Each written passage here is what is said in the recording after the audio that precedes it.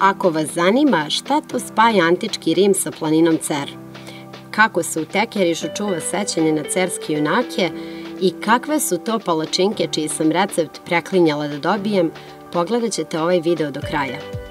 Ja sam Kosta, a ovo je Serbian Adventures način da upoznate prirodu i istoriju Cera, koji prijateljski preporučujem. Ovaj planinski dragulj Mačve, koji često nazivaju i plavom planinom, otkrila mi Ana koja Cer smatra drugim domom. Dobro mi došli. Hvala.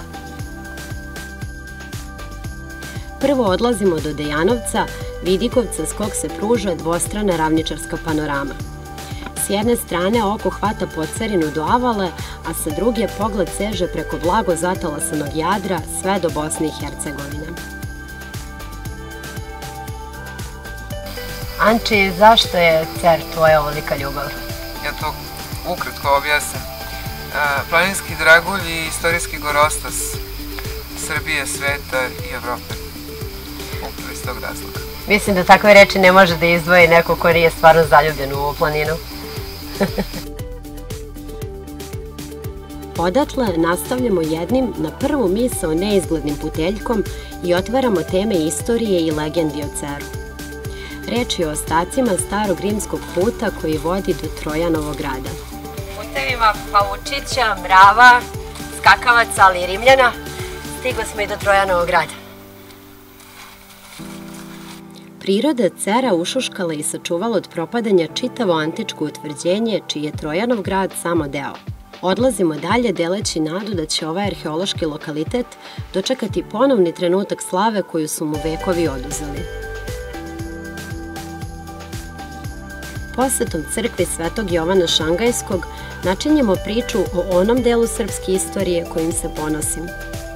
Crkva je podignuta u čast palim borcima Cerske bitke, a uskoro ćemo se naći i u Tekerišu, gde im je posvećen ceo spomen kompleks. Ne krijem da sam na ovom mestu jeze i divljenja pustila i suze.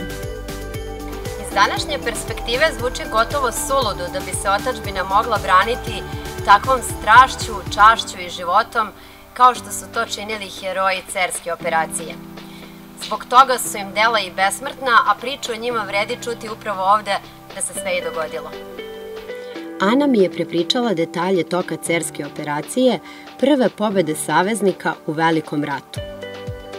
Provela smo ovde još neko vreme, a onda produžila do Vile Albedo, gde nas je gazdarica Mica primila u širok zagrljaj.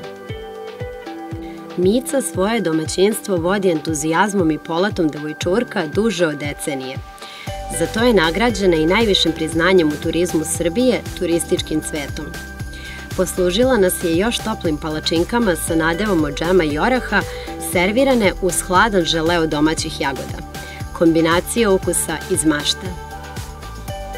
Česti gosti ovde su slikari iz različitih zemalja Evrope koji u Micinom dvorištu nalaze izobilje inspiracije.